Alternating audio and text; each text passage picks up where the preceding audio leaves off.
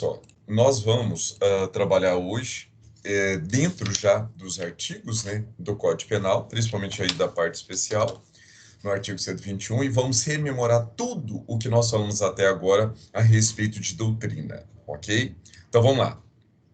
Então nós estamos na parte especial do Código Penal, lembrando a vocês que nessa parte especial nós encontramos a maioria dos artigos, nós encontraremos leis penais incriminadoras, tá? Perfeitas. Nós encontraremos algumas leis penais incriminadoras também imperfeitas. E do artigo 121 ao artigo 361 essa segunda parte do Código Penal. Pois bem, então veja, aqui no título 1 dos crimes contra a pessoa, no capítulo 1 dos crimes contra a vida, então nós temos o bem juridicamente protegido, que é a vida, ok? Então, qual o bem juridicamente protegido? A vida. Aqui nós temos a rubrica marginal, né, do artigo 121, que é o nome do crime, que é de homicídio simples, tá? O preceito primário da lei penal incriminadora, aqui do artigo 121, prevê matar alguém, tá? E nós falamos que a lei penal, ela é descritiva, ela não é proibitiva. Proibitiva é a norma penal. O que é a norma penal? É o senso comum, é o senso de uma coletividade, né, entre o certo e o errado. Então, essa norma que você extrai essa proibição. E falamos também que desse preceito primário aqui, dessa lei penal incriminadora, nós temos aí matar alguém, nós temos aí o verbo matar e temos aí esse complemento alguém. Pessoal, aqui nós temos um tipo penal simples, porque é só um único verbo, tá? E aqui a elementar do tipo é exatamente o quê? Tirar a vida de alguém. Mas será que toda vez que eu tiro a vida de alguém, eu estou cometendo homicídio? Não. Por quê? Porque nós temos as causas de justificações em que permissivas, né, ali do artigo 23 do Código Penal, em que uma pessoa, quando tira a vida da outra, em estado de unicidade, legítima defesa, estrito cumprimento do dever legal, exercício regular de um direito, principalmente essas duas primeiras, o Código Penal, o nosso legislador, ele autoriza a pessoa a tirar a vida da outra se preencher todos os requisitos legais do estado de unicidade e da legítima defesa.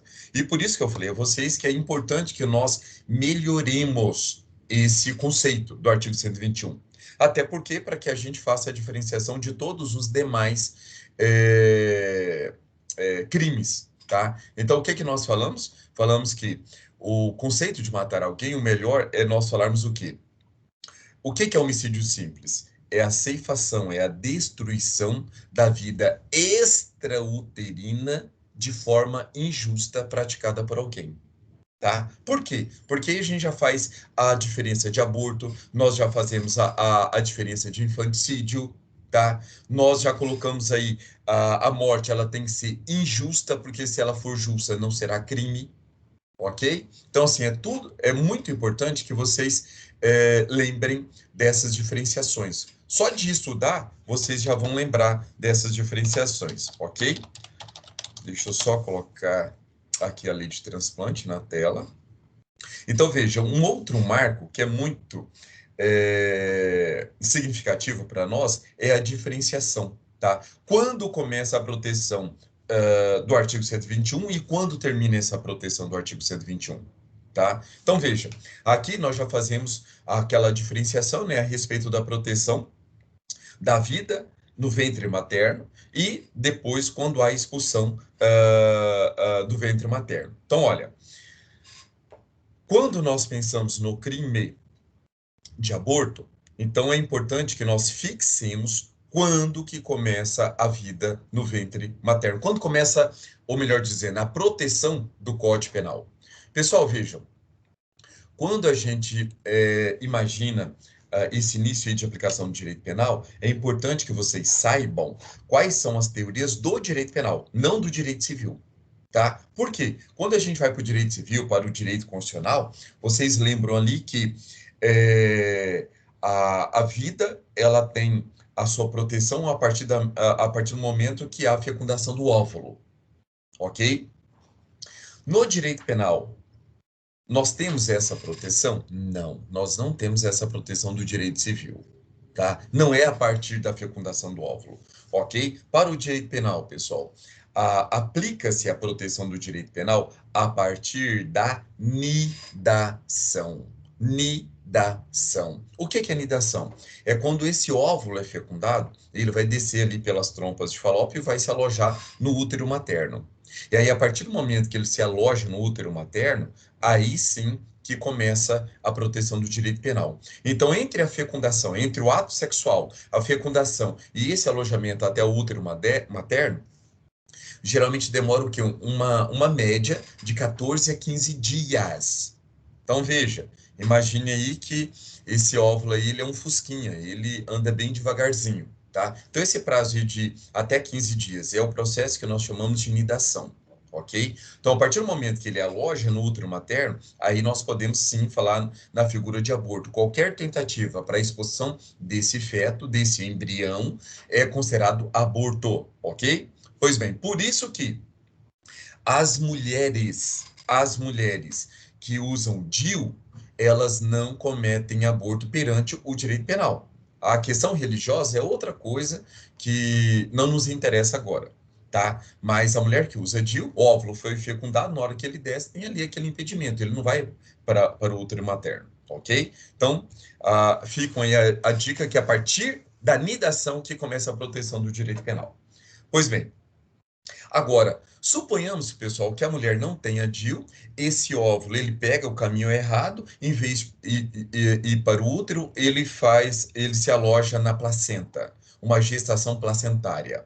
Então, veja, neste exemplo de gestação placentária, mesmo, olha que interessante, mesmo que a mulher não saiba que a gestação é placentária e ela tome remédio para expulsão desse feto, ela não quer o feto, ou seja, entre aspas, pratica aí o crime de aborto, na verdade ela não vai ser responsabilizada pelo crime de aborto. Por quê? Porque essa gestação ela não tem viabilidade.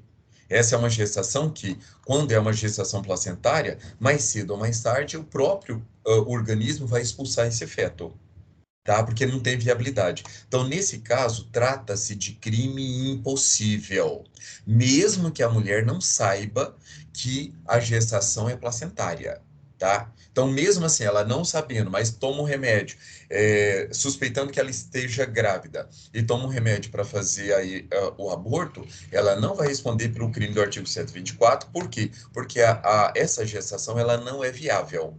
E aí nós aplicamos aí a regra do artigo do crime impossível, do artigo 17 do Código Penal, tá bom? Pois bem, então nós sabemos a primeira diferença aí, né, quando começa a proteção da vida para o direito penal. Segundo momento, nós temos que fazer uma diferenciação entre aborto, infanticídio e o homicídio. Pessoal, o infanticídio ele fica no meio termo. Por quê? O infanticídio, o artigo 123 do Código Penal, fala que é crime quando a mulher, tá, durante o parto ou logo após o parto, ela estando em estado puerperal, ela tira a vida do próprio filho, tá? Olha o tanto de elementares que eu coloquei a vocês, tá? Esse é o crime de infanticídio. Então, veja, nós precisamos de ter um marco seguro. Quando que é esse marco seguro? Que cabe a proteção do aborto e podemos falar infanticídio ou homicídio. Aí nós temos várias teorias. Tá? Dentre essas teorias, as mais famosas é o quê?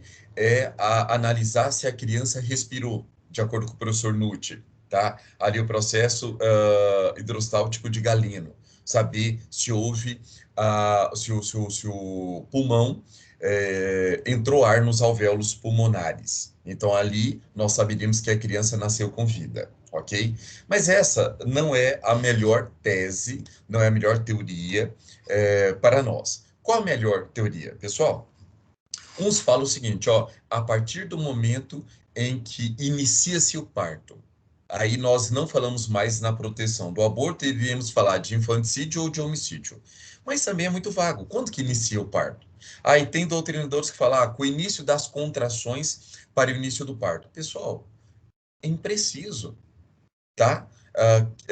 Quem é mulher e quem é casado aí já passou pelo primeiro filho, sabe que a mulher próxima ao parto, ela tem várias contrações, e não necessariamente contrações para o parto, tá? Então, veja, a melhor tese, a mais segura, no caso de parto normal, é exatamente o que? Rompimento do saco amniótico. Esse é batata. Porque a partir do momento em que o saco amniótico se rompe, a partir daquele momento não tem como, a mulher vai ter que dar à luz. Se ela não conseguir dar à luz, a criança vai morrer no ventre materno. Tá? Então, assim, a respeito do parto normal, tranquilo isso. Agora, a respeito do parto cesariano, a tomotossia. Então, veja, é a partir do momento do que? Dos primeiros cortes abdominais, tá? Então, a partir do momento em que o médico ele faz os primeiros cortes abdominais, aí nós podemos falar que acabou a proteção do aborto, e aí podemos falar tanto em infanticídio como em homicídio, ok? Pois bem, aí, então veja, nós sabemos que o aborto começa ali com a nidação e termina exatamente no parto normal com o rompimento do saco amniótico, ok? Ou se é no cesáreo, a partir do momento das primeiras incisões abdominais. Então, essa é a proteção do aborto, onde nós vamos estudar o artigo 124, 125 e 126, as três modalidades de aborto. Pois bem, a partir do momento em que há o início do parto normal, com rompimento do saco amniótico ou com as primeiras incisões abdominais, nós podemos falar do ataque a esse neonato, seja pelo infanticídio, seja pelo homicídio. No caso do infanticídio, do artigo 123 do Código Penal, aí nós temos várias elementares, tá? Nós temos a figura da mulher matando o próprio filho durante o parto ou logo após o parto. Professor, o que significa esse logo após o parto? Significa que há uma ideia de imediatidade. Há uma ideia de imediatidade. Então, assim, podemos falar em minutos? Podemos falar em horas? Podemos. Podemos falar em dias? Não podemos. A jurisprudência dos tribunais, a doutrina, fala que dias não é possível falar nesse logo após. Então, é no dia do parto e questão de horas depois do parto. E temos a última elementar, que é a mulher no estado de. Deixa eu colocar aqui para que vocês não saibam de todas essas elementares, né? O artigo 123, pessoal, vai falar do estado puerperal. Olha só, leiam comigo. Olha lá. Matar sob a influência do estado puerperal o próprio filho durante o parto ou logo após. Pessoal, o que significa o puerpério? Aqui nós temos algumas situações, porque nós temos a doutrina médica e nós temos o entendimento jurisprudencial, tá? A doutrina médica falará para os senhores que o que é o puerpério? É aquele acometimento daqueles milhões de hormônios em que a mulher sofre durante essa gestação, que culmina exatamente com o parto, e esse puerpério leva a mulher a ter transtornos mentais. E tem doutrinadores médicos que falam que esse puerpério, ele dura até a recomposição total da genitália feminina. Então, veja, que isso levaria aí, em tese, até 3 meses. Então, para o direito penal, nós vamos adotar esse conceito da doutrina médica, em que o puerpério vai se iniciar antes do parto e vai durar até 3 meses após o parto? Não, não, não, não. Tá? Por quê? Porque o artigo 123, nós lemos agora, veja que ali ele fala durante o parto ou logo após. Tá? Então, veja, para a doutrina médica, é questão de horas. É questão de horas, depois do parto. Então, durante o parto ou logo após. Pois bem, pessoal, isso tem que ser atestado por perícia. É um crime não transeunte. É um crime material. É necessário que se ateste por perícia. Ou seja, o juiz vai determinar que se faça a perícia e esse médico, esse legista, vai falar se a mulher estava com o estado puerperal ou não. Tá? Agora, suponhamos que a perícia não possa ser realizada. Por quê? Porque descobriu-se que foi feito um infanticídio 15 dias, 20 dias, 30 dias após. Aí lembre da regra do artigo 167 do Código de Processo Penal, em que, quando os vestígios desaparecerem, a prova testemunhal pode suprir-lhe a falta. tá? Só quando desaparecerem essa possibilidade de fazer a perícia, ok? Pois bem, aí o juiz pode condenar alguém pelo infanticídio? Pode, desde que haja prova, ou seja, a pericial, que é a correta, ou que haja testemunhas que provem esse porpério. Como as testemunhas vão provar esse porpério? Vai falar do transtorno mental, vai falar que a pessoa está fora de si, que a pessoa gritava de dores, que a pessoa queria a morte da criança, ou seja, vai demonstrar uma anormalidade naquele parto. Uma anormalidade naquele parto. Por quê? Porque nós sabemos que as dores do parto são terríveis, tá? Mas a maioria das mulheres não chega a ter a terem transtornos mentais por causa disso, tá? Então a prova testemunhal vai ter que aferir isso. Pois bem, agora existe algumas situações em que esse puerpério ele é tão grave que desenvolve na mulher o que? A depressão. Então, veja, mesmo após o parto, dias após o parto, talvez até semanas após o parto, ou até depois do parto, se essa mulher vem a matar o próprio filho, nós não podemos falar em infanticídio. Esqueçam isso da vida dos senhores. Não é infanticídio, é homicídio.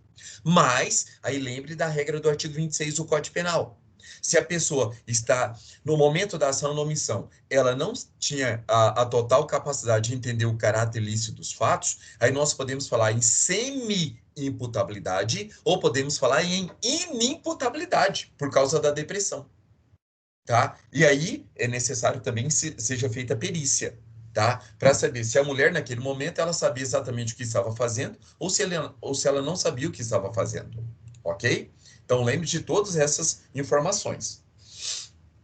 Tudo isso, pessoal, eu coloquei para vocês para saber o momento do início da proteção do Código Penal para a vida, tá? Fizemos a diferença aí de aborto para infanticídio, tá? E agora o homicídio. Então veja, se eu não tenho nenhuma dessas elementares e se há um ataque à vida de um ser humano, eu vou falar em homicídio.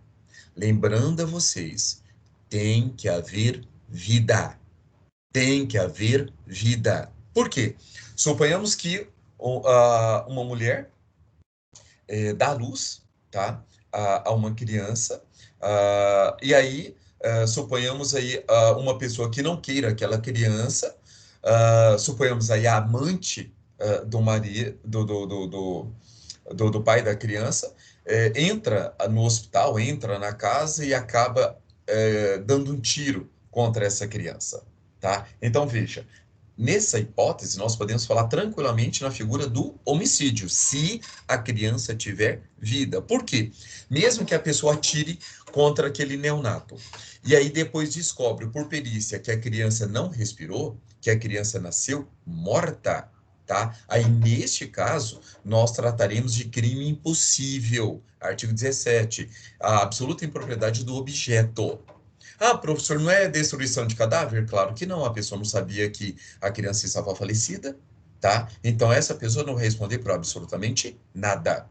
E, para a gente voltar ao homicídio, uma última informação.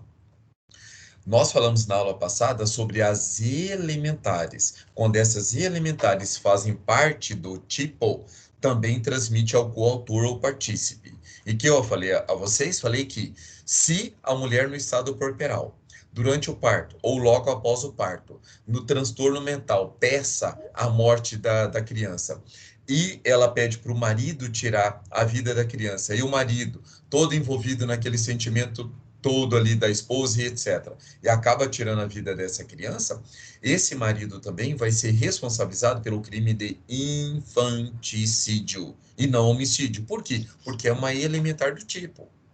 Porque é uma elementar do tipo, tá? Então lembre que toda vez que professor, onde eu encontro as elementares? No caput do artigo, na descrição inicial da conduta, tá? Então, se a pessoa sabendo de todas aquelas informações, ou seja, o marido precisa saber que a mulher está em estado puerperal, e aí ele vai tirar a vida do próprio filho, ele também vai ser responsabilizado pelo infanticídio, em coautoria com a esposa, ok? Agora, se ele não sabe, ou se ele deseja a morte dessa criança e aproveita a situação ali da mulher, aí é diferente. Se tiver descrito isso numa prova de concurso, em que a mulher está no estado puerperal, pede para tirar a vida do próprio filho. O marido já ia tirar a vida do próprio filho. Ele já tinha esse interesse, que não queria ter a criança. E aí aproveita da situação da mulher e vai e tira a vida do próprio filho, e se descobre isso, que ele tinha falado para um amigo que ele queria tirar a vida do próprio filho. Então, veja, neste exemplo, o marido vai responder pelo homicídio e não o infanticídio. Tá? Lembre que no direito penal, a teoria é a responsabilidade subjetiva. A gente responde pelo nosso dolo, pela nossa vontade e consciência de praticar o crime. Tá bom? Não se esqueçam disso. E finalizando, pessoal, sobre aí a proteção do direito penal, quando que o direito penal cessa a sua atividade de proteção aí à vida? Exatamente quando a pessoa não tem mais vida. E nós temos aí várias situações também. O coração parou, é morte encefálica, tem que analisar se a pessoa ainda respira ou não. Então, veja, a melhor resposta, pessoal, está na lei de transplante, que é a lei 9.434 de 97, em seu artigo 3º, tá? Deixa eu até colocar para os senhores na tela. Só um momento. Olha só, olha o artigo 3º. A retirada pós-mortem de tecidos, órgãos ou partes do corpo humano destinados a transplante ou tratamento deverá ser precedida de diagnóstico de morte encefálica. Então, é a morte cerebral. Constatada e registrada por 2 médicos, não pode ser apenas um, por 2 médicos. Interessante, esses 2 médicos não podem participar da equipe de remoção e de transplante, tá? Então, veja, então é a morte cefálica atestada por 2 médicos que não participam desse corpo de remoção e transplante, tá? Então, veja, então os senhores sabem a diferença aí de aborto, infanticídio e homicídio, início da proteção de cada um deles e a finalização de proteção de cada um deles, ok? Feito isso, voltemos ao Código Penal. Pessoal, se alguém tiver dúvida, por favor, avise, se manifeste. Então vamos ao Código Penal.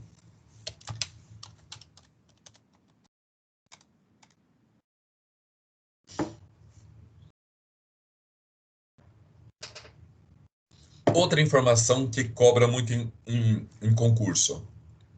O homicídio simples, ele pode ser hediondo?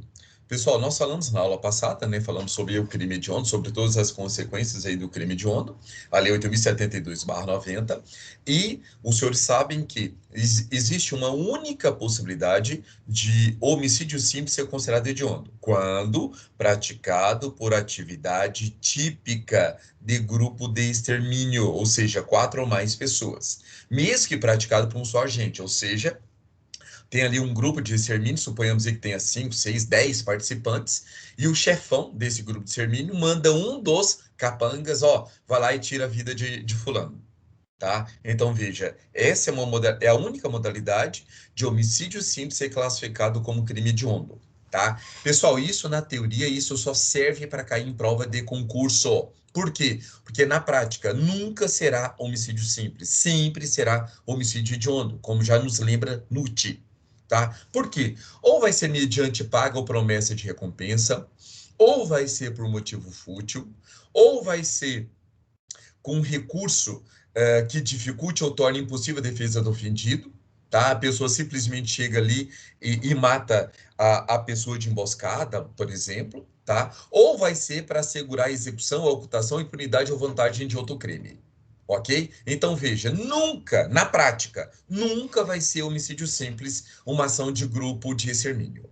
Tá? Então o professor Nutti tem total razão em falar que isso é só balela. Isso aí é só para cair em prova de concurso. Mas saibam que se cair na prova de concurso, os senhores já sabem isso, tá? Dessa informação. Pois bem, Falamos sobre o preceito primário dessa lei penal incriminadora. E o preceito secundário, pessoal? O preceito secundário tem pena de reclusão de 6 a 20 anos. Olha o tanto que é importante a gente ler a lei seca e lembrar de todas as informações que nós já estudamos. Então, quando eu olho por esse preceito secundário, eu vejo que tanto o preceito primário como o preceito secundário, os dois são perfeitos. Então, são leis penais incriminadoras perfeitas. Eu não vou falar aí de lei penal em branco, porque eu li e entendi tudo. Ótimo. Nesse preceito secundário, quando eu olho em reclusão de 6 a 20 anos, eu tenho que lembrar da pós-dosimetria da pena. Ah, de 6 a 20 anos? Legal. Então, eu sei que se a pessoa pegar a pena mínima, 6 anos, o artigo 33, parágrafo 2º, a linha B, vai falar que o regime inicial de cumprimento de pena vai ser o semiaberto. Entre superior a 4 e não exceder a 8, semiaberto. Agora, se essa pessoa pegar pena superior a 8 anos e um dia, 3 dias, 10 dias, um mês tal, ele já vai pegar o regime inicial fechado. E mesmo que seja crime hediondo, ele vai ter direito à progressão. Agora, se é crime hediondo, aí nós temos que lembrar do artigo 112 da LEP. Olha só, vamos colocar a LEP na tela. Como se dá a progressão no caso aqui de homicídio, tá? Artigo 112 na tela. Deixa eu voltar aqui para vocês, deixa eu colocar. Então, nós temos que lembrar de todas essas informações, pessoal, que aí fica vivo na nossa mente. Então, olha só o artigo 112. A pena privativa de liberdade será executada em forma progressiva, com a transferência para o regime menos rigoroso a ser determinado pelo juiz quando o preso tiver cumprido ao menos. Nós estamos falando de morte, não estamos? E, em tese, estamos falando de homicídio simples, não é? Então, olha só aqui, ó. 30% da pena se o apenado for incidente de crime cometido com violência à pessoa ou grave ameaça. Mas olha só aqui, ó, 25% da pena se o apenado for primário e tiver cometido crime cometido com violência ou grave ameaça à pessoa. Pergunta aos senhores, o crime de homicídio é com violência ou grave ameaça à pessoa? Claro que é. Claro que é. Não é? Claro que é. Então veja, então se a pessoa comete um homicídio simples, se a pessoa comete um homicídio simples, não é considerado hediondo, tá? Então veja, pessoal, que aqui ele vai ter que cumprir 25% da pena para ter sair do regime inicialmente fechado para o semiaberto. Ou se ele já pegou aí 6 anos, do semiaberto para o aberto, ele vai ter que cumprir 25%. Por quê? Ele é primário e cometeu um crime com violência ou grave ameaça à pessoa. Agora, a partir do 40%, aí nós estamos falando do crime hediondo equiparado. Então, não esqueçam, eu só posso falar em crime hediondo se for 40% acima. 40%, 50%, 60% e 70%. Abaixo é o crime comum. Ah, o homicídio pode ser considerado comum? Claro que sim. Se ele não estiver, se for homicídio simples, ele será considerado comum. Tá bom? Então lembre que aí, como é um crime cometido com violência ou grave ameaça à pessoa, 25%. Agora, se ele for reincidente em crime cometido com violência ou grave ameaça à pessoa, ou seja, ele tinha cometido um roubo e depois cometeu um homicídio, aí nesse caso ele vai ter que cumprir o quê? 30% da pena. Tá bom? Beleza. O que nós podemos lembrar também, pessoal, só de olhar para a pena, tá? Só de olhar para a pena. Quando a gente olha aqui no artigo 121, reclusão de 6 a 20 anos, vocês têm que lembrar que o delegado, pessoal, ele pode arbitrar a fiança? Ele pode, tá? Só que ele pode, pessoal, quando a pena máxima aplicada ao delito não é superior a 4 anos. Até 4 anos ele pode. Então, veja que a pena mínima aqui já é 6 anos. Então, o juiz pode arbitrar a fiança? Pode, desde que não seja hediondo. Então, homicídio simples, o juiz pode arbitrar a fiança? Pode. Tá? Olhando aí para a pena também, não vai aplicar absolutamente nada da lei dos juizados. Olhando para a pena, é possível aí a interceptação telefônica? Sim, porque é um crime de reclusão. Olhando para a pena, a prisão temporária, a lei 7.906, 7.960, pode ser aplicada? Também pode, porque está lá a figura do homicídio, tá? Então, todas essas situações podem ser aplicadas aí à figura do homicídio, tá bom? Pois bem, Parágrafo 1º. Caso de diminuição de pena. Ah, pessoal, e outra coisa, na pena aqui, ação penal, no caso do homicídio, é ação penal pública ou ação penal privada? É ação penal pública. Ela sendo pública, ela é incondicionada, condicionada à representação, condicionada à requisição do ministro da Justiça ou ação penal pública subsidiária da pública? Veja que, a respeito do homicídio, é ação penal pública incondicionada. Ou seja, titularidade exclusiva do Ministério Público. Artigo 129, inciso 1 da Constituição, cumulado com o artigo 100 do Código Penal, cumulado com o artigo 24 do Código de Processo Penal. Tá? Pois bem, caso de diminuição de pena. Já avisei a vocês, na doutrina fala-se, em provas de concurso, os senhores vão encontrar a terminologia homicídio privilegiado, tá? É um nome errado que é dado, porque está confundindo privilégio com causa de diminuição de pena. É uma burrice esse erro da doutrina, esse erro da jurisprudência, esse erro dos concursos públicos, que a maioria fala do homicídio privilegiado, do furto privilegiado, do tráfico privilegiado, mas tecnicamente está errado. É uma imbecilidade continuar no erro. E pasmem. Ah, por que a gente faz isso? Ah, porque a pessoa comum do povo entende melhor. Então, ótimo. Então, vamos falar o crime de estupro de estrupo, porque a pessoa comum do povo erra. Fala estrupo, fulano de tal foi estrupado, tá? Então, assim, é pegar o erro da pessoa comum e trazer para todos nós, em vez de nós ensinarmos para todos o que é certo. Então, fica aí a dica registrada. É um absurdo isso. Não é privilégio, é uma causa de diminuição de pena. Por quê? O privilégio faz parte da pré-dosimetria e a causa de diminuição de pena faz parte da dosimetria na terceira fase da dosimetria, do procedimento Nelson-Hungria. Tá bom? Mas vamos lá. Mas como eu tenho que falar para vocês que existem essas anomalias, então toda vez que vocês olharem lá, coloque, entre aspas, homicídio privilegiado, porque está errado. E vocês podem, inclusive, pedir a anulação da questão, tá? Pode, inclusive, pedir a anulação da questão. Mas vamos lá. Veja, quando que se dá essa causa de diminuição de pena no homicídio? São 3 situações, que nós já falamos, vamos só relembrar. Se o agente comete o crime impelido, tá? A propulsão é exatamente o quê? Motivado pelo relevante valor social. O que é relevante valor social? É aquilo que a sociedade entende como relevante. Exemplo, a doutrina fala lá do traidor da pátria. Besteira, é outra idiotice. Nós não temos aí guerra, nós não temos a figura do traidor da pátria. Lato sensu, não. Ou melhor, stricto sensu, não. Lato sensu, poderíamos falar, os corruptos. Não existe ninguém que traia um Estado democrático de direito do que o corrupto, tá? E o professor Nutt entende que não, fala que isso é apologia ao crime. E o professor Rogério Greco fala que sim, matar um corrupto seria um relevante valor social. E o professor Rogério Greco, tá certo, o Nutt tá errado. Tá errado. Parar de trazer esses exemplos que não tem nada a ver com a nossa vida, tá? Então, isso é apologia? Ah, pessoal, vamos matar corrupto? Não, é crime.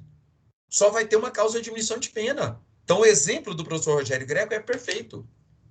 Outro exemplo, matar traficante.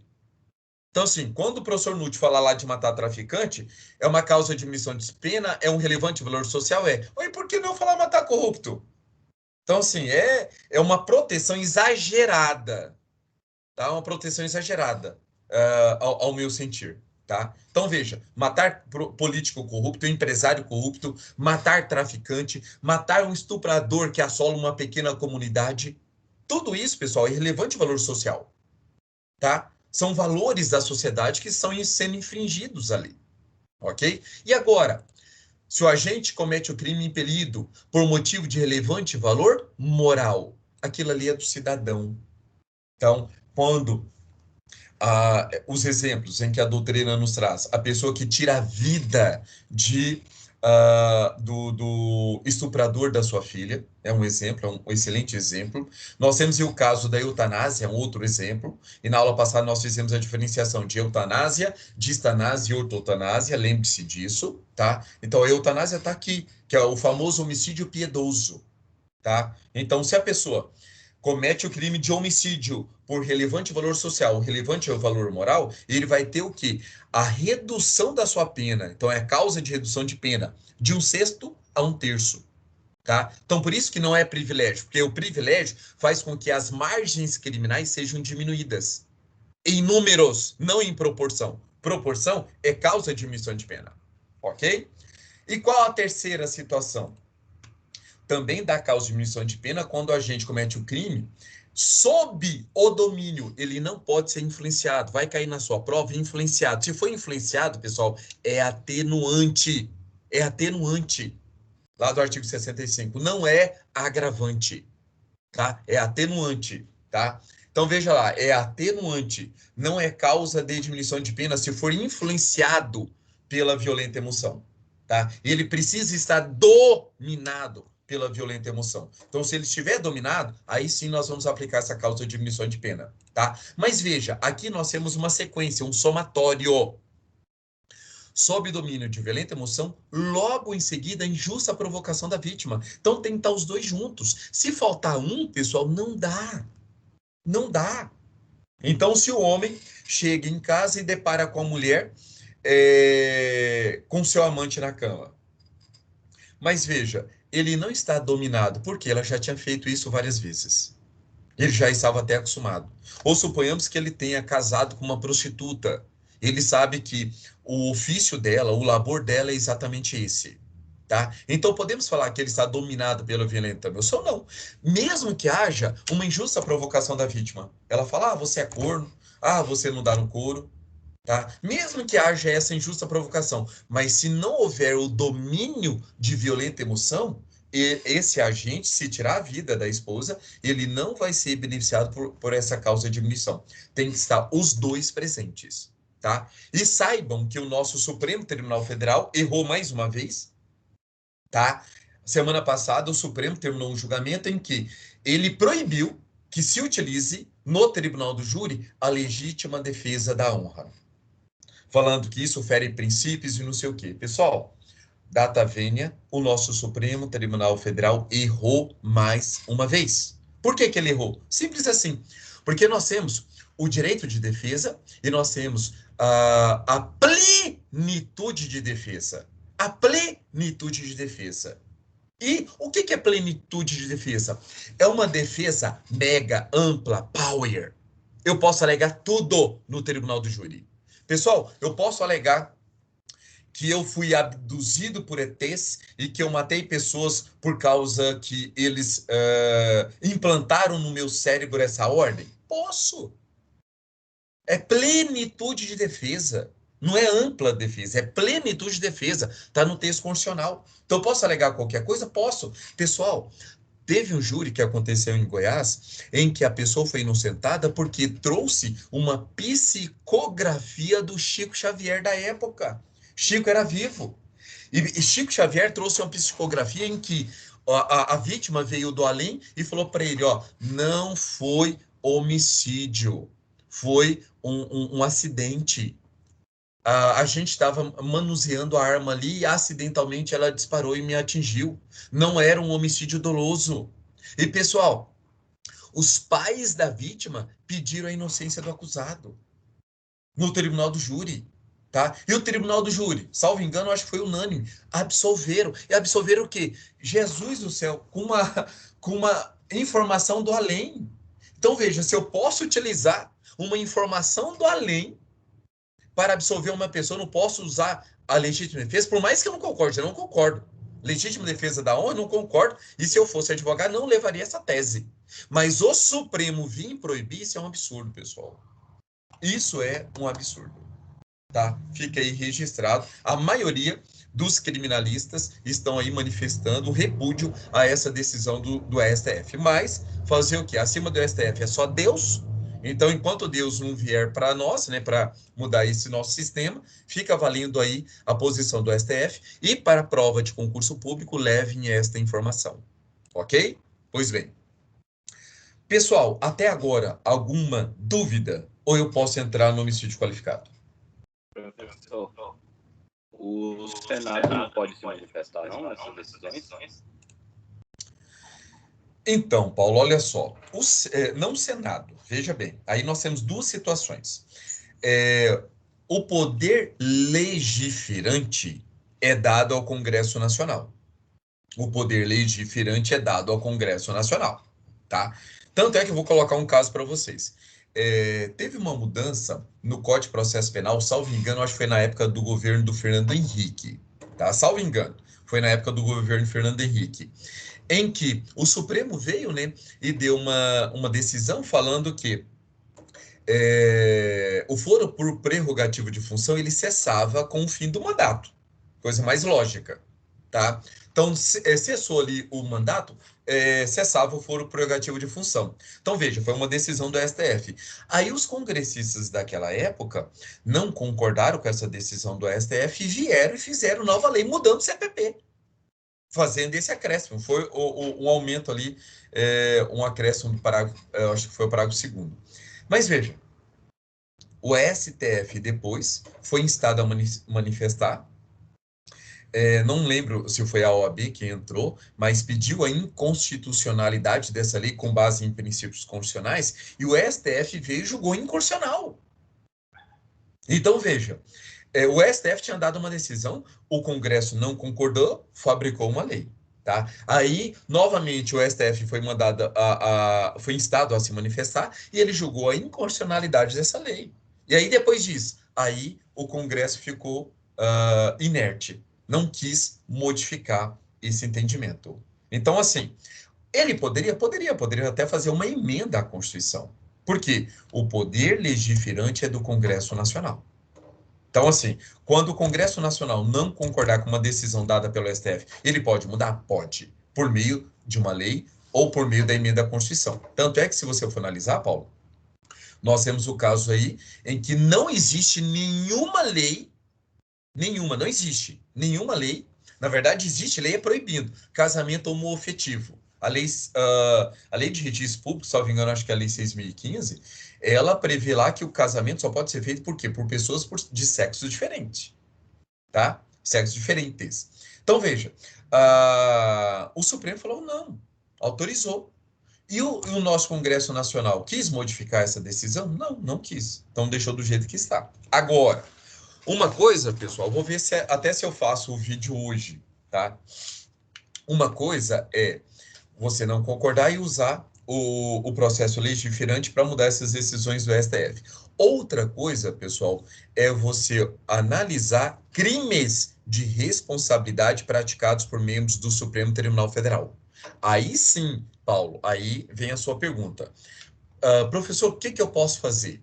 Pessoal, fazer o que foi feito esse final de semana, esses apoiadores do Bolsonaro, que vieram com esses cartazes idiotas, imbecis, pedindo intervenção do militarismo, a implementação de uma ditadura aqui no Brasil, o fim do STF, isso é burrice, isso é palhaçada. Tá? Isso são pessoas que não têm conhecimento jurídico. Eu não preciso de fazer isso. Por quê? Olha só o tanto que a pessoa é ingênua. Eles acham que nós estamos vivendo um autoritarismo da toga. E eles querem tirar essa ditadura da toga para implantar uma ditadura militar? Isso é burrice. Você simplesmente tirar um ditador para colocar outro, isso é burrice. É burrice, simplesmente é burrice. Tá? Agora, professor, mas o que a gente vai fazer então no nosso Estado Democrático de Direito? Gente, nós temos mecanismos para isso. O poder do povo, ninguém contraria o poder do povo, nem o Supremo Tribunal Federal, nem o Supremo. Por quê? Olha que interessante. Professor, então me ensina a como manifestar.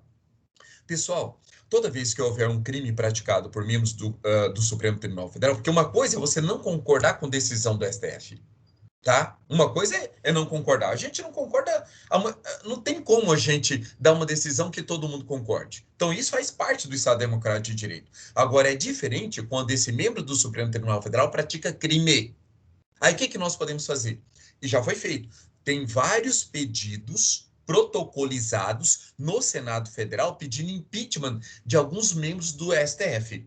Por quê? Porque praticaram, em tese, crimes ali previstos na lei de responsabilidade.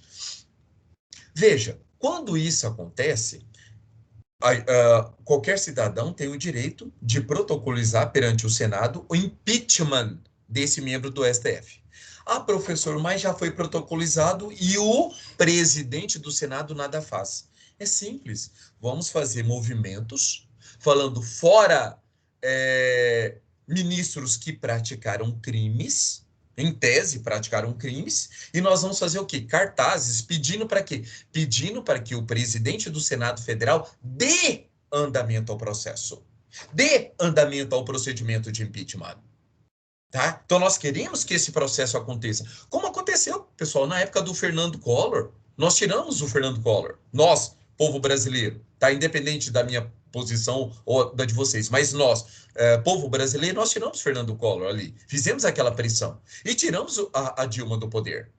Então, veja, por que a gente não pode tirar ministro do Supremo Tribunal Federal? Claro que a gente pode, e esse é o meu legítimo. E veja que desse jeito, não vai ter nenhum ministro do STF que vai mandar, vou prender o professor Kenyon. Não pode, porque eu estou falando exatamente o que está positivado. Tá? Então, assim, eu não estou atacando o ministro, não estou caluniando, não estou difamando, não estou injuriando o ministro. Simplesmente entendo que houve, em determinadas situações, o quê? Cometimento de crime de responsabilidade. Então, se houve, eu quero que seja apurado. Eu quero que seja apurado. E como deve ser apurado? Senado Federal. O Senado Federal tem que dar andamento a esses procedimentos, sem parar de arquivar. Isso é um absurdo, é um poder que não deveria ser dado só ao presidente do Senado Federal.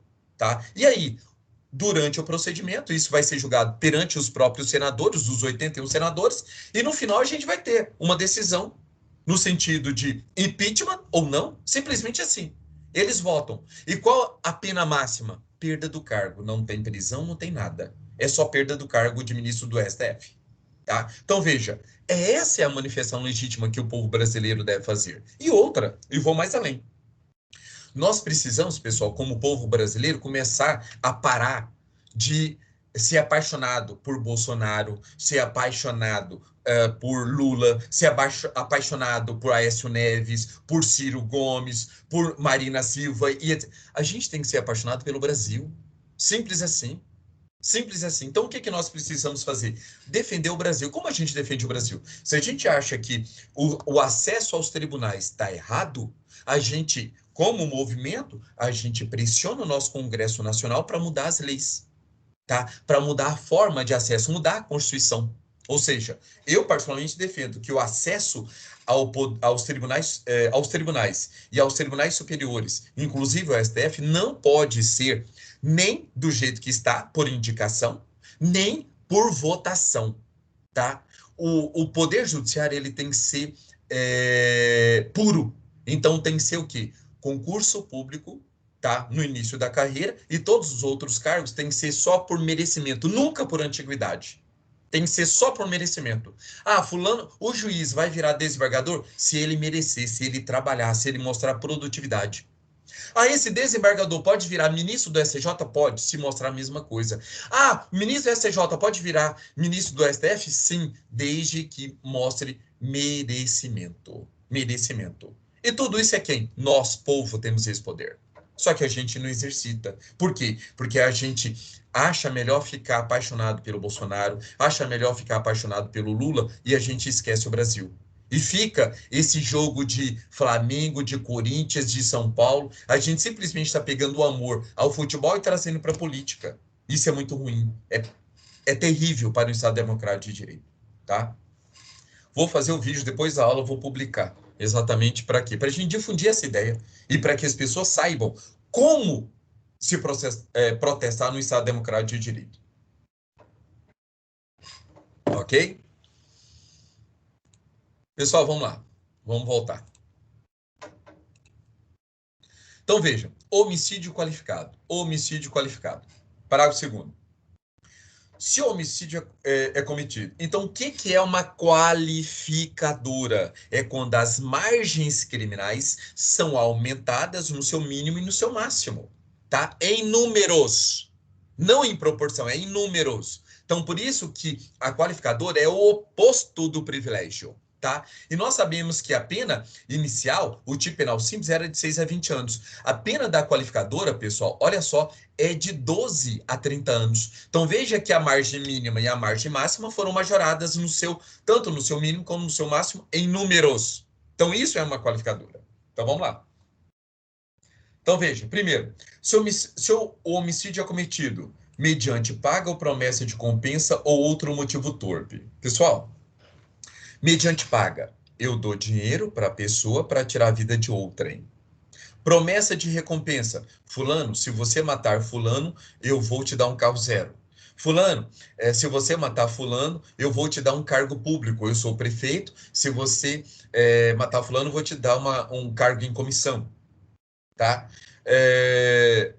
Mediante pago, promessa de recompensa ou outro motivo torpe. Mato o meu pai, mato a minha mãe para ficar com a herança. Pessoal, olha que interessante. Nós sabemos que o crime de homicídio, ele é unissubjetivo, monossubjetivo ou de concurso eventual. Ou seja, é praticado por um só agente, mas pode ser praticado por vários outros criminosos. Ok? Beleza. Agora, aqui no inciso 1 é uma exceção. Aqui não é monossubjetivo, aqui é plurissubjetivo de concurso necessário. Porque aqui eu tenho no mínimo duas pessoas, o mandante e o executor. Então aqui já é uma exceção ao homicídio simples ali, tá? A figura do homicídio, que em tese é monossubjetivo. Então aqui é no mínimo duas pessoas, o mandante e o executor, tá? Então aqui eu classifico isso aqui como um homicídio que é plurissubjetivo ou de concurso necessário. Lembrando, o concurso necessário ele pode ser de condutas paralelas, de condutas convergentes e de condutas contrapostas. Tá? Nesse caso, é de condutas paralelas. Ou seja, eu alio a minha vontade à de outra pessoa para praticar o crime de homicídio. Ok? Pois bem.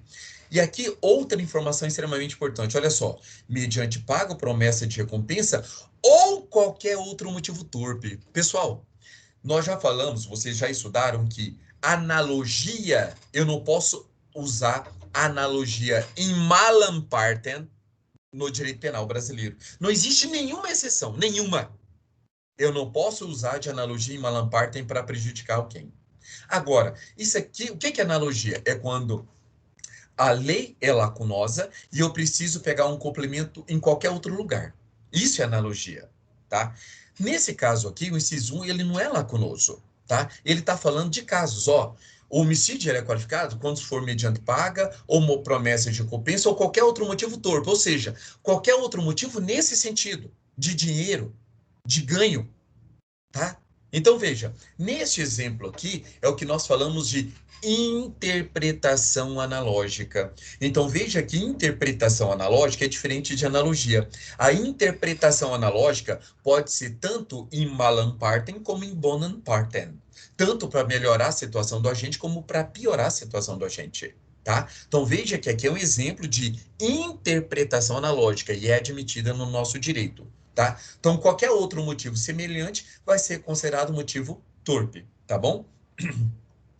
Na doutrina, pessoal, se discute se essa promessa de recompensa poderia ser o próprio corpo do mandante. Então, suponhamos uma mulher que queira matar o seu marido e fala para o amante, olha, se você o matar, eu serei toda sua. Tá? Então, veja, tem doutrinadores que entendem que não daria, que essa promessa de recompensa seria a respeito de dinheiro, tá? Mas esse é um posicionamento. Tem outros posicionamentos doutrinários em sentido oposto, falando que sim, que pode, essa promessa de recompensa pode ser inclusive sexual, tá bom? Por motivo fútil, também qualifica o crime. O que é motivo fútil? É aquele motivo anão, aquele motivo desprezível, aquele motivo pequeno, aquele motivo vil, tá? Então, imagine, eu chego no supermercado e pago ali a mercadoria em dinheiro e a pessoa não tem, quer dar um troco, suponhamos R$ 1, quer dar o troco em balinha. Aí veja, a pessoa não concorda e tira a vida ali do caixa. Pessoal, motivo fútil, motivo é insignificante, é vil, é um absurdo, tá? É o mesmo caso, antigamente, quando não tinha aí a figura do feminicídio, quando o marido chegava em casa e o jantar não estava pronto, tá? Aí ele fala, nossa, o jantar não está pronto, vou te matar. Pá, matava a mulher. Então veja, motivo fútil, tá? E nesse caso, hoje, como existe o feminicídio, nós podemos falar que esse homicídio seria duplamente qualificado? Poderíamos até falar, pessoal, mas tecnicamente também é errado. Por quê? O artigo 68 do Código Penal me diz que só basta uma qualificadora, tá? Para que as margens criminais saia dos 6 a 20 anos para 12 a 30. Basta só uma. As outras ou vão ser classificadas como causa de aumento de pena, se houver, como circunstâncias judiciais desfavoráveis ou como agravantes. Ou como agravantes. E veja que tem um motivo fútil lá como agravante. Tá? Então, vejam, neste exemplo que eu passei a vocês, geralmente o Ministério Público vai denunciar pelo feminicídio, e aí ele coloca agravante lá, o motivo fútil do 61. Tá bom? Pois bem, 3. Com emprego de veneno. Pessoal, veneno. Só pelo meio insidioso. O que isso quer dizer? Se eu quero matar o Paulo, tá? E aí a gente está num determinado bar, ali tomando uma cervejinha e tal, aí ele vai no banheiro e eu vou e coloco o cianureto na cerveja dele. E aí, quando ele chega, ele dá aquela golada e logo em seguida ele morre. Isso é homicídio qualificado pelo emprego de veneno. Porque Paulo, em nenhum momento, viu que eu tinha ministrado esse veneno. Tá? Agora, suponha o seguinte: eu amarro Paulo, tá? Ele tá ali preso, não consegue se mexer, e eu falo, Paulo, você vai morrer envenenado. Olha aqui o cianureto. Aí eu forço a boca dele e coloco o cianureto goela abaixo. Neste caso, o homicídio é qualificado? Sim, é qualificado. Mas é com emprego de veneno? Não. Nesse caso, não pode ser, porque ele viu eu ministrando veneno. Então, nesse caso, vai ser o quê? Meio cruel. Eu estou usando de uma crueldade exacerbada. Tá? Então, veja. Professor, mas está tudo no inciso terceiro. Mas o Ministério Público, ele, ao oferecer a denúncia, ele tem que especificar qual é a modalidade. Porque se ele errar, pessoal, tá? Se ele coloca lá emprego de veneno e na verdade é meio cruel, no terminal do júri a pessoa vai conseguir a desclassificação para o homicídio simples. Porque não foi meio cruel, foi veneno, quando é aplicado de forma insidiosa, ou vice-versa.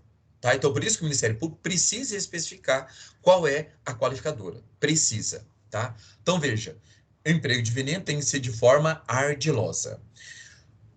Homicídio com emprego de fogo. Então, se eu mato a pessoa queimada ou se eu coloco fogo na casa da pessoa, tá? Então, veja, nesse caso também qualifica o crime. A mesma forma, o explosivo, tá? Se eu coloco explosivo no carro da pessoa e a mato, tá? Nesse caso, um homicídio qualificado. Asfixia, pessoal. Aí, a asfixia tem várias as formas de asfixiar uma pessoa. Tem a forma mecânica, tem forma biológica, tá? Então, imagine, eu posso asfixiar a pessoa utilizando as minhas mãos. Eu posso asfixiar a pessoa utilizando um gás, tá? Então, várias formas aí de praticar essa asfixia. Tortura. Toma muito cuidado com a lei de tortura. Tome muito cuidado com a lei de tortura. Vou até colocar para vocês a lei de tortura na tela. Pessoal, por quê? A lei de tortura é uma lei. Só um momento. A lei de tortura, ela tem elementares diferentes, tá? Do artigo 121. Ela tem elementares diferentes do artigo 121, ok? Deixa eu mostrar para vocês a lei de tortura. Só um momento na tela. Olha só quando se dá a tortura, tá? Então, veja, a lei 9.455 de 97. Olha só, constitui, artigo 1º, lei penal incriminadora, né, prevê o seguinte: constitui crime de tortura. 1. Constranger alguém com emprego de violência ou grave ameaça, causando-lhe sofrimento físico ou mental. Então, são várias elementares. Primeiro, tem que haver o constrangimento, tá? Segundo, com emprego de violência ou emprego de grave ameaça. E terceiro, eu tenho que causar um sofrimento físico ou um sofrimento mental, tá? Além de todas essas elementares, ainda mais, olha só, com o fim de obter informação, declaração, confissão da vítima ou de terceira pessoa, Então, eu estou praticando tudo isso querendo uma confissão. Segundo, para provocar ação ou omissão de natureza criminosa. Eu estou torturando a pessoa para que ela cometa um outro crime, tá? Terceiro, em razão de discriminação racial ou religiosa. Ou seja, eu estou torturando a pessoa, seja a respeito da raça, seja a respeito da religião que ela professa. Então, só vai dar o crime de tortura a configuração de todas essas elementares. O inciso 1 com a letra A, o inciso 1 com a letra B, o inciso 1 com a letra C. Ok? Agora, tem o inciso 2. Também vai dar tortura quando submeter alguém sob sua guarda, poder ou autoridade, com emprego de violência ou grave ameaça, a intenso sofrimento físico ou mental, como forma de aplicar castigo pessoal ou medida de caráter preventivo. Então veja, pessoal, que além de aplicar essa violência ou grave ameaça, a intenso sofrimento físico ou mental, tem aí a intenção do agente, tá? É um delito de intenção. Aqui nós encontramos uma elementar subjetiva, tá? Ou seja, tem aí, eu estou fazendo isso para aplicar essa pessoa ou castigo pessoal ou medida de caráter preventivo, tá? Então veja, reclusão de 2 a 8 anos. E parágrafo segundo, só um momento. E o parágrafo primeiro, melhor dizendo, na mesma pena incorre quem submete a pessoa presa ou sujeita a medida de segurança a sofrimento físico ou mental por intermédio da prática de ato não previsto em lei ou não resultante de medida legal. É exatamente o crime aí, pessoal, praticado aí pelos policiais, ok? Então, veja, isso aqui é crime de tortura. Agora vocês sabem como configura o crime de tortura, tá? Pode falar. Pessoal, aí fala físico ou mental, né? E aí, no caso, tem dos dois, né? Não muda nada, só... Não muda nada. Lembre que aqui, lembre, Paulo, você tem que lembrar que existe o crime. Quando eu tenho mais de um verbo nuclear, eu tenho vários verbos nucleares, aí o tipo não é simples, é um tipo misto. E esse tipo misto, ele pode ser tipo misto alternativo de conteúdo variado ou tipo misto alternativo de conteúdo cumulativo, tá? O conteúdo variado eu pratico um só crime. O conteúdo cumulativo, eu pratico todos os crimes ali previstos naquela conduta, tá? Então, quando a gente vai aqui para a lei de tortura, quando a gente fala ali dessa descrição, seja do caput, seja do parágrafo primeiro, a respeito do sofrimento físico-mental, aqui eu estou falando de uma só conduta. Então, aqui eu vou aplicar essa regra, tipo misto alternativo de conteúdo variado, tá? Um só crime. Agora, se a pessoa pratica aqui, ó, com o fim de obter informação, uma confissão da vítima, tá? E a pessoa também pratica por ação ou omissão de natureza criminosa, tá? Para provocar ação ou omissão de natureza criminosa. Então aqui eu já tenho duas situações. Duas situações. Uma era para ela confessar o crime. Segunda, agora eu quero que ela pratique um novo crime. Tá? E suponhamos que ainda seja em razão de discriminação racial ou religiosa, como nós temos aqui o famoso ponto e vírgula, nós podemos defender aqui que nessas três modalidades são situações diferentes. E se a pessoa praticar nessas três situações aqui, nós teremos o quê? Três crimes de tortura. Três crimes de tortura. Não vai ser tipo misto alternativo de conteúdo variado, não, vai ser de conteúdo cumulativo. Só que se isso acontecer, Paulo, aí você tem que lembrar que há concurso de crimes, concurso material, formal e crime continuado, tá? Nesse exemplo aqui, se a pessoa, com uma mesma ação, desdobrada em vários atos, ele pratica todas essas três possibilidades aqui, nós falaremos em concurso formal. Só que o que nós temos que saber, é um concurso formal próprio ou concurso formal impróprio? Tá?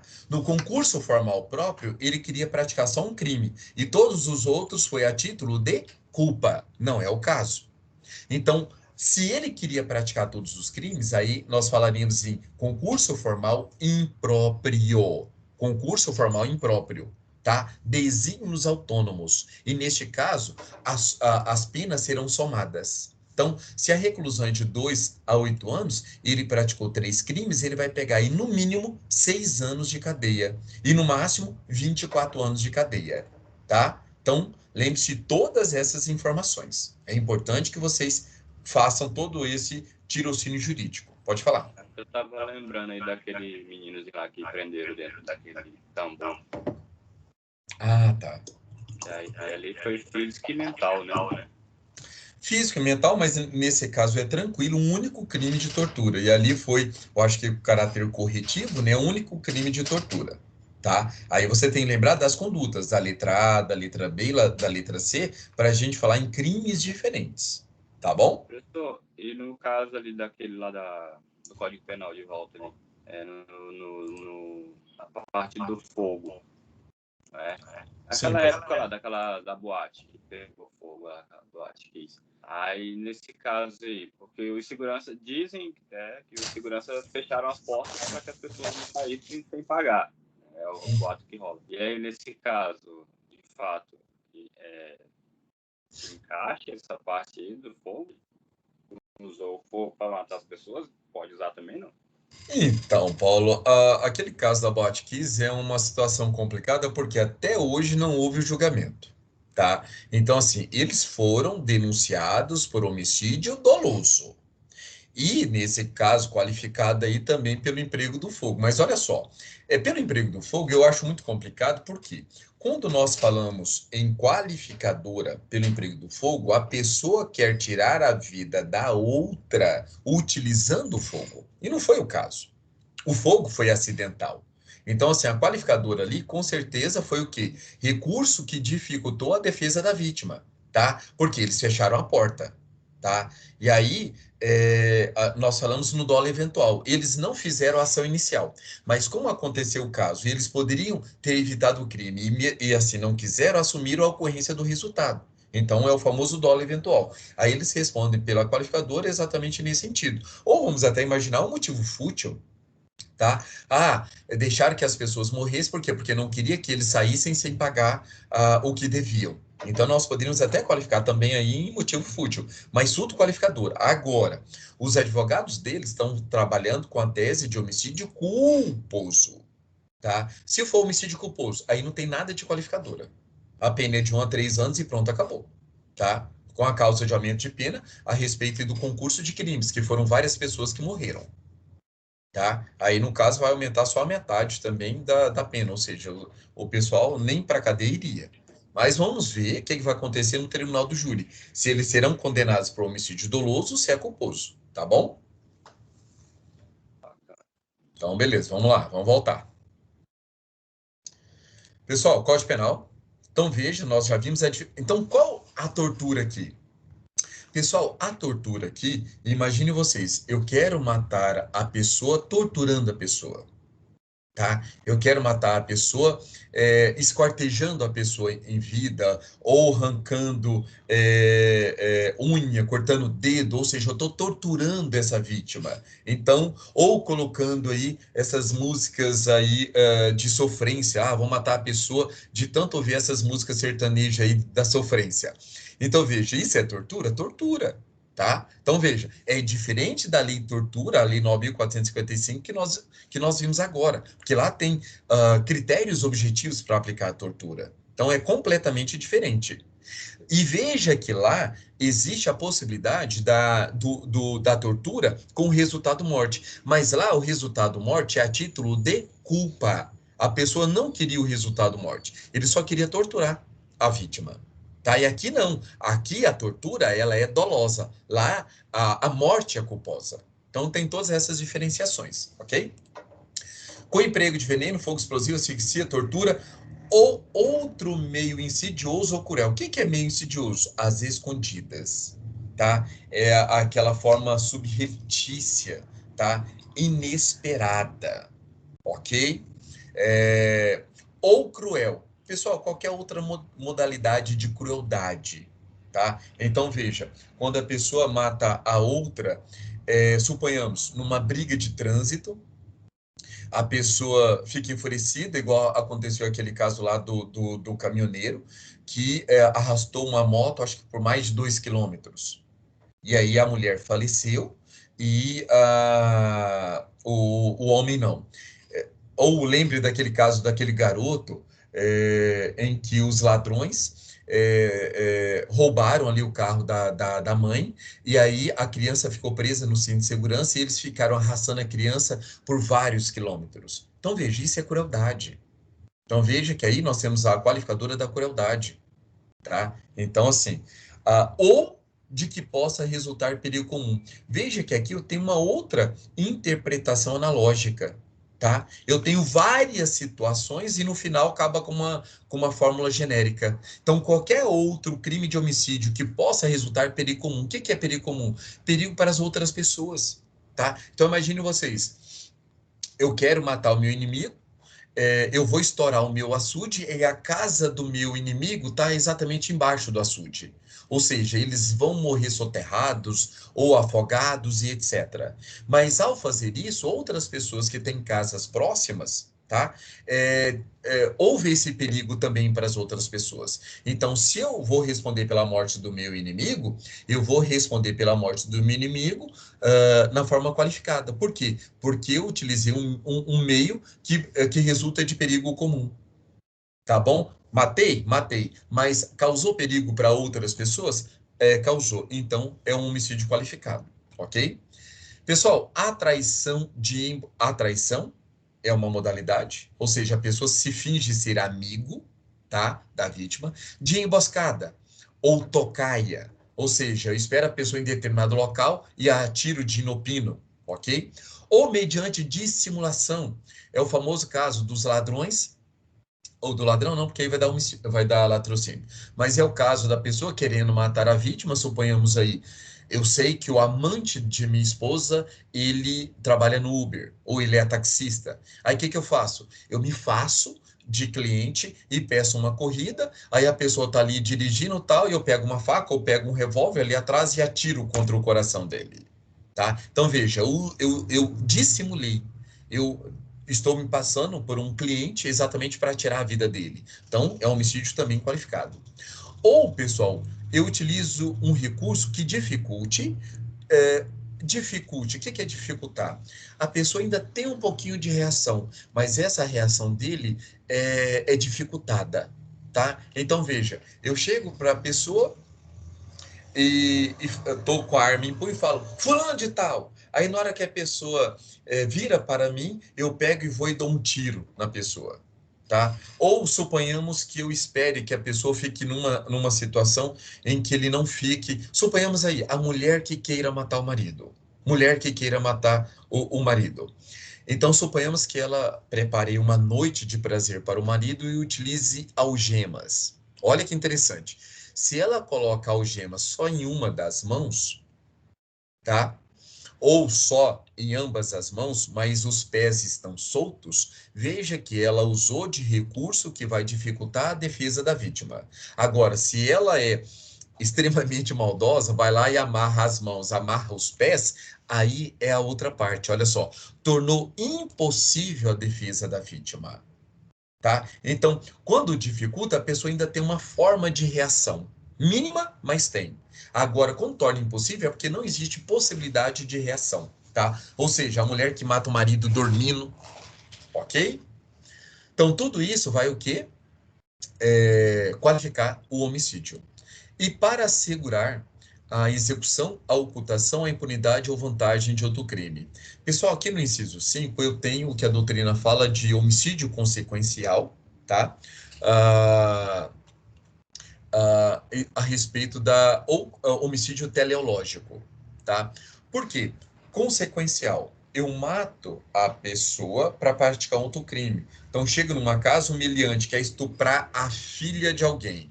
Aí chega lá, ele mata o pai para estuprar a filha, tá? Ou, veja,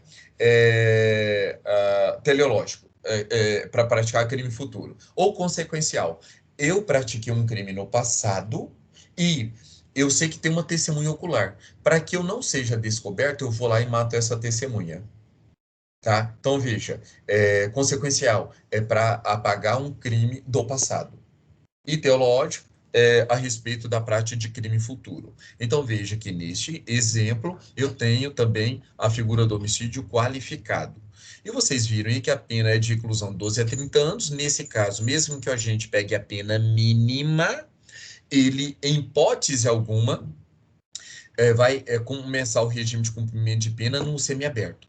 Por quê? Porque o artigo 33, parágrafo 2º alineado, deixa bem claro, se ele cometeu o crime e a pena dele é superior a 8 anos, o início de cumprimento da pena vai ser o fechado, tá? E lembre lá, como agora nós estamos falando de crime hediondo, ali é no mínimo 40%, tá? No mínimo 40%. Na verdade, como nós temos aí um crime de homicídio, então a pena mínima, pessoal, nesse caso, vai ser